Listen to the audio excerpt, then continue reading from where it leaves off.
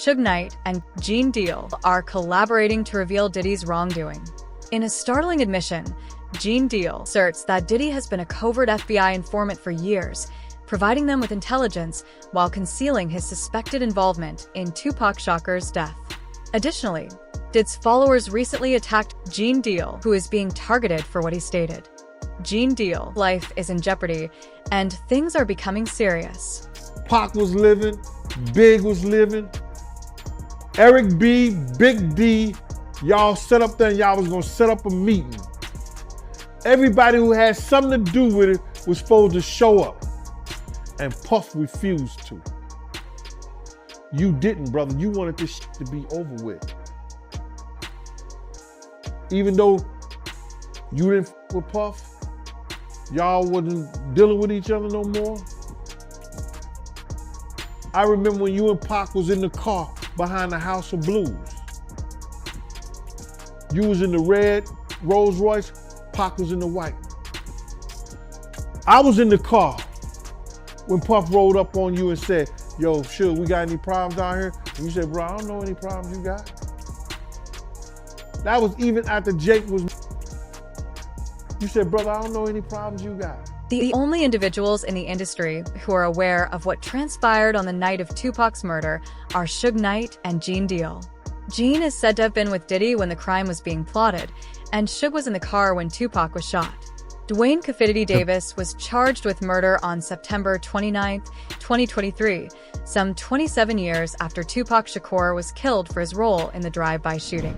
Since Diddy paid Keef to kill Tupac, Keef D has now filed court documents in a Nevada court asserting that Diddy was the real cause of Tupac's demise. According to Key, Diddy truly wanted the deaths of Tupac and Suge Knight, while Eric Von Zip Martin acted as a middleman in the deal. During the Biggie Smalls investigation in the early 2000s, the filing reads, the three LAPD and FBI agents were part of a task force to solve the shooting of rapper Notorious B.I.G., also known as Biggie Smalls, legal name Christopher Wallace. The task force, through a sophisticated criminal investigation, obtained sufficient evidence that would prove Mr. Davis was the leader of the Southside Crips and his gang was responsible for over 360 kilos of cocaine and PCP. Mr. Davis provided 3 interviews to obtain immunity from prosecution. The final interview were solely questions regarding the Tupac Shakur shooting, which Mr. Davis was also provided immunity from prosecution. So during a December 2008 interview with investigators, that is when Davis allegedly started to spill the beans about his one-time friend, Sean Combs, who he refers to as Puffy. He claims Sean Puffy Combs solicited Mr. Davis to kill Suge Knight and Tupac Shakur for $1 million. Eric Zip Martin, an associate of Puffy Combs, provided Mr. Davis with a gun to exact revenge on Tupac Shakur for the beating Mr. Anderson received. Now, Davis reportedly told the investigators that even though the job had been partially completed and Shakur was killed, neither he nor Anderson ever got paid. He later revealed that he believes Combs had paid the go-between Zip Martin, who he claims kept the money for himself.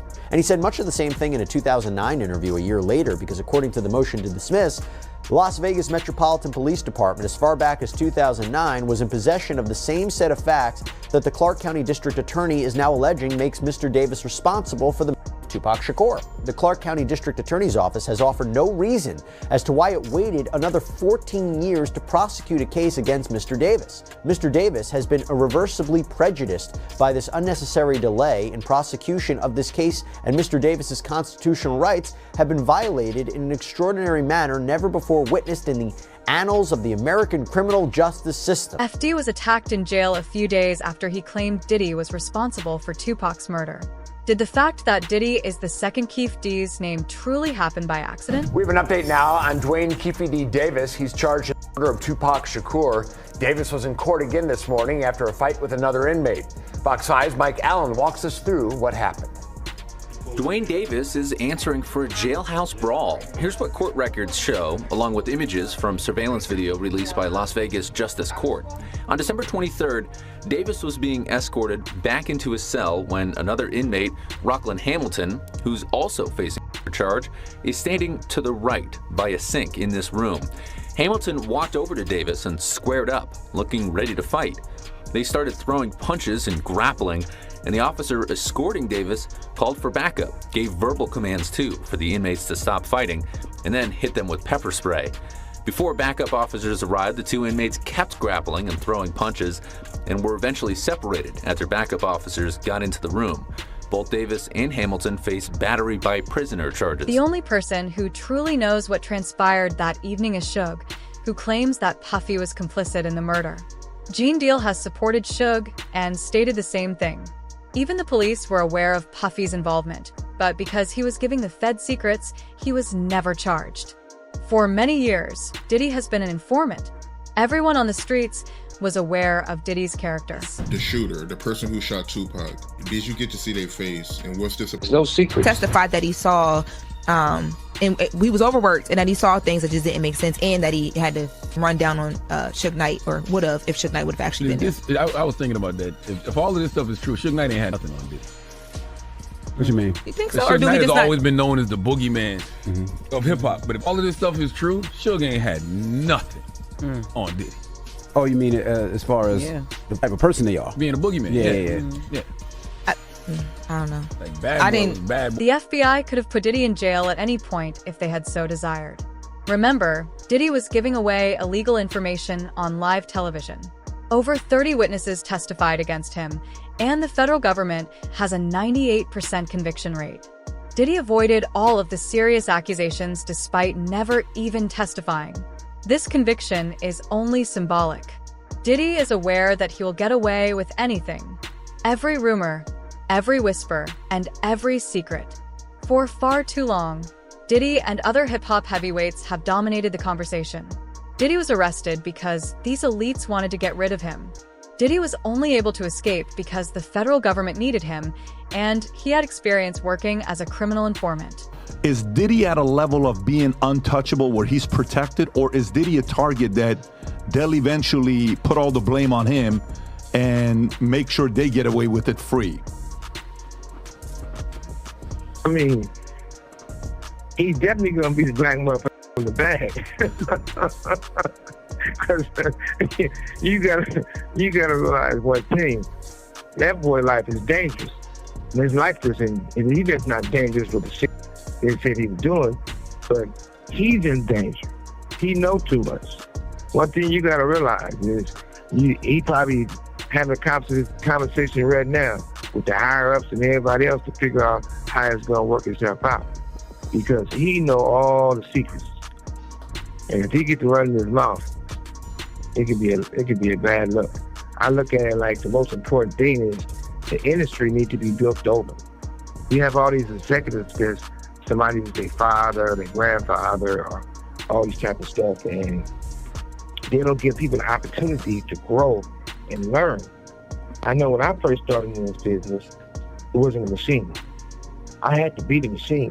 I had to figure out how to get my songs on the radio, because at that time they was getting 5% and they got 10%. Those popping champagne bottles. I went from 95% of the songs you hear on the radio was my songs until 97%. So you have to really do all this thing and really do the work. And once the work. After years of Diddy's lies being exposed by Gene Deal, Diddy has finally had enough.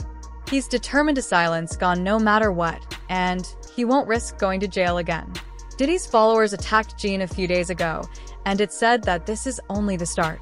Gene even said in a recent video that Diddy wanted him gone and had sent guys after him. I'm not the type of dude that you can come up on like Bro, listen, we out here to get content. You're not gonna tell me what to do. You can't come up on me. Bro, listen. If you come up on me, I'm gonna knock you the f*** out. That's what I said. You gonna That's do what I said. That's what I said. Bro. That's what I said. No, bro, shit. It came to light for y'all that this dude wanted me dead way before I came to YouTube.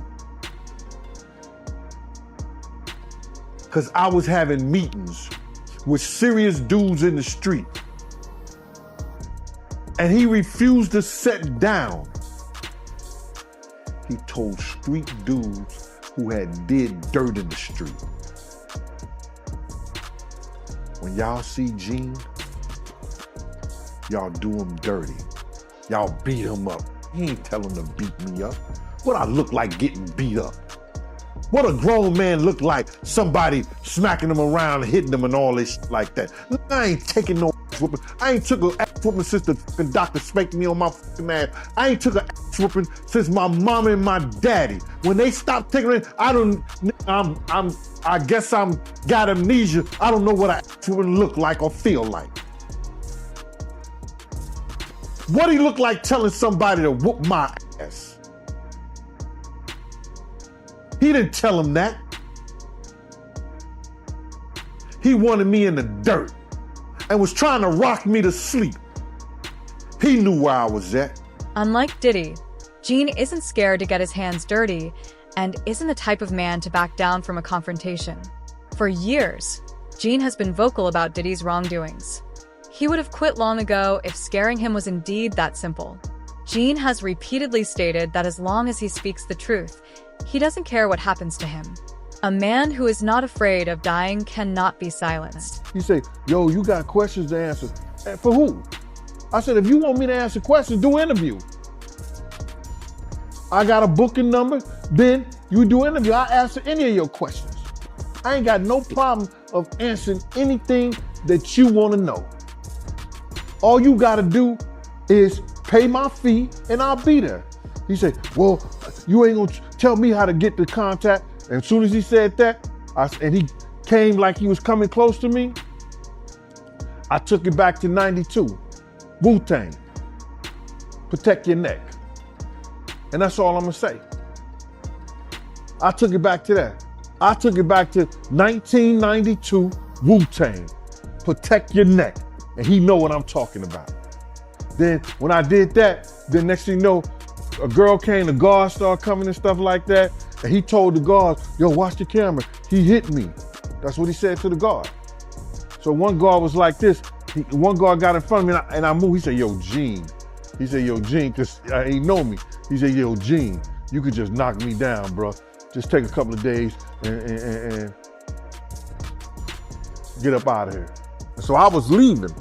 So he ran and got his camera, and then somebody called my name. He called my name like that. I turned around and I just said to him, I said, yo, bro, I'm not that dude that you could just run up on.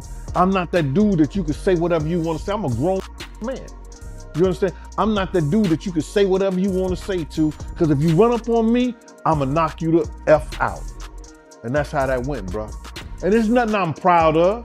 You understand? But you don't talk to grown men. I don't care what kind of YouTube show you got. I don't care what kind of, you want to go viral, you want to do this and you want to do that. You conduct yourself as a gentleman. You want to call yourself a reporter. You don't see all the reporters who went to school. You don't see all the reporters who got their degrees, who got, who worked up the ladder to become who they are, yelling and screaming and cursing and saying all kind of crazy shit to people. You don't see that. But if that's what you choose to do, you choose to do that, bro. Diddy asked his security to get rid of Gone Deal. According to Roger Bonds, his former bodyguard, Roger Bonds claims that since 2008, Diddy has been pursuing Gene with mails. Being a bodyguard was never Gene Deal's only role. He saw it happen.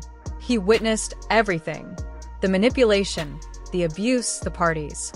Long before the FBI began their investigation, Gene was speaking out. He observed Diddy abusing his position of authority behind closed doors, intimidating artists, and mistreating women. But he was like, yo, if y'all see Gene, I'm telling y'all, man, somebody better punch him in the face. Somebody better do something to him, man. He out here doing this, that, and we'd be like, all right. Okay, so when was this? Because was Gene doing interviews at this point? Yeah, we talking like 2008, 2009. Gene was spreading the word. You know, Gene was always bad-mouthing Gene. Wait, hold on. Vlad TV started in 2008, 2009. YouTube was really early. No, he wasn't doing YouTube and stuff. He was going around talking a lot of shit. And we all from Harlem. So he was just talking a lot of shit. And it's a small, Harlem is small. So what was Gene Deal saying during that time? What did you hear? He basically was talking about Puff and woman that was going on with him and Kim.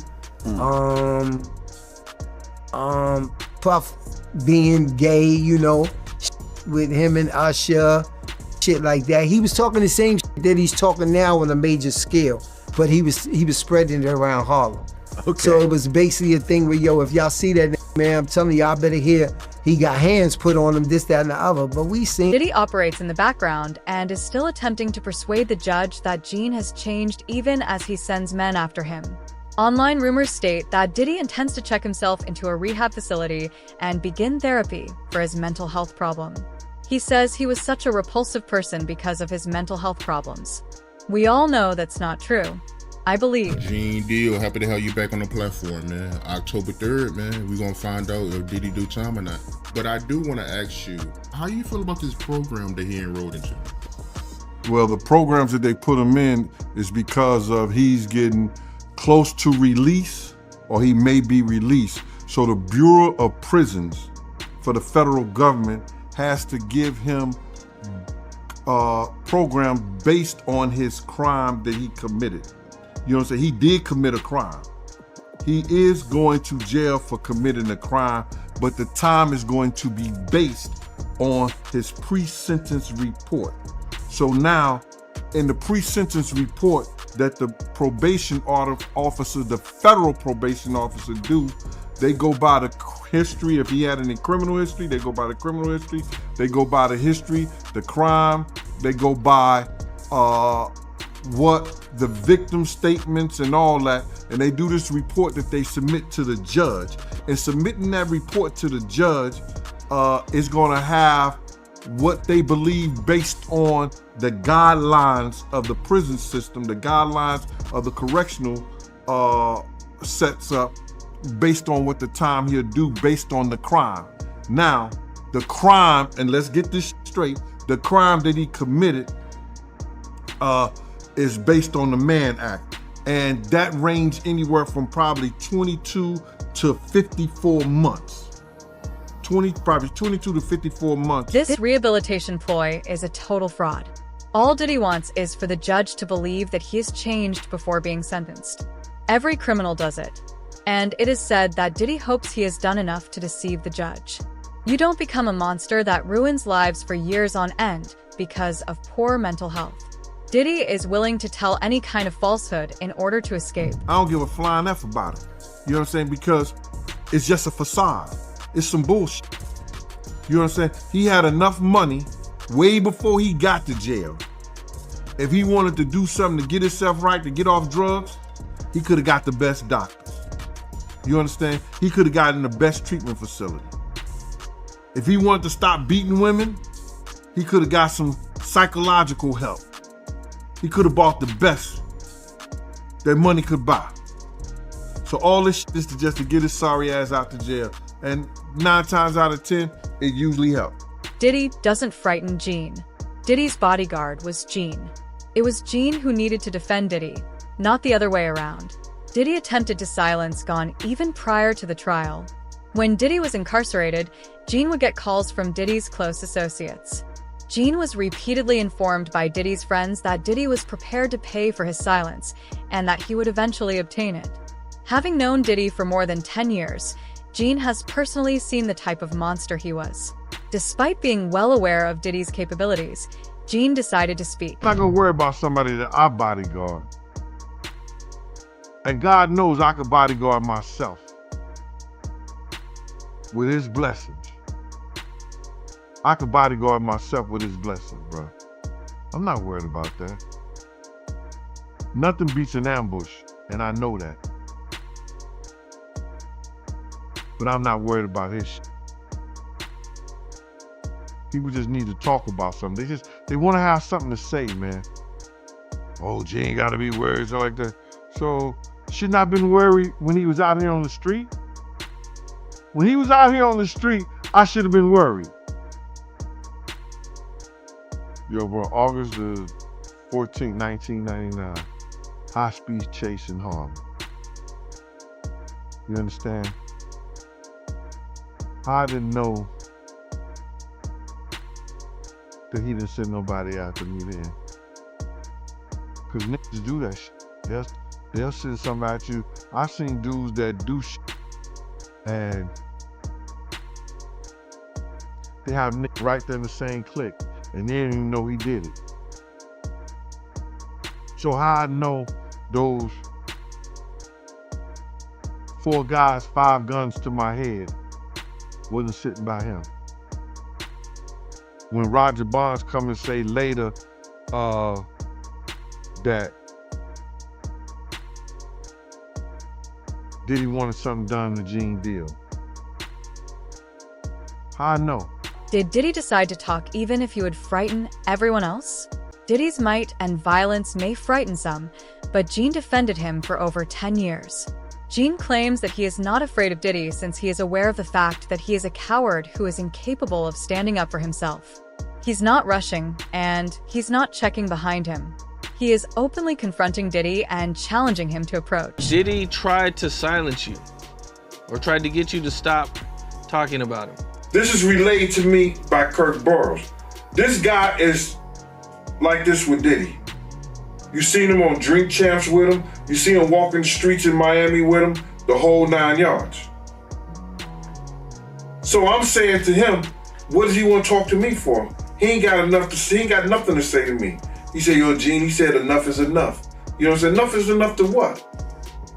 And I told Kirk Burrows, I said, yo, if he wanted, I said, he don't want to talk to me for himself. He wants to talk to me for Diddy. And I ain't got nothing to say to him. He ain't said enough is enough to Wolf mother when he cursed out and told her all kinds of. Did he say enough is enough to Big's mother? What do you mean enough is enough? And that's how that conversation went. How did you feel about it after you were done? I felt that, like, cause they must have got at Kirk Burrows, cause Kirk called me with the bullshit. Yo, you gotta fix that. You know this, man. God, excuse me. Listen here, bro. I don't care nothing about none of these industry cats and what they do and how they do it.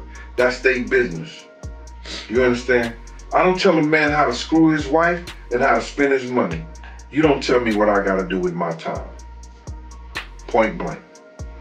Do you feel like at some point Diddy could try to come after you or do something, you know, being that he's went after a lot of people, he's did a lot of stuff, as you know about.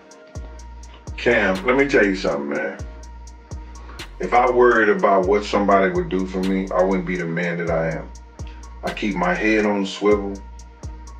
I do what I have to do to protect myself and my family. All I know is that I know one thing for certain, 2 things for sure. I got people out here that love me. You understand? Suge Knight is supporting Gene Deal from behind bars as he risks everything to reveal the depravity that lies beneath the stardom. Diddy may have the resources, the authority, and the system's protection, but he no longer has narrative control. Tell us in the comments what you believe Diddy is actually concealing, as well as if you believe Gone Deal will live long.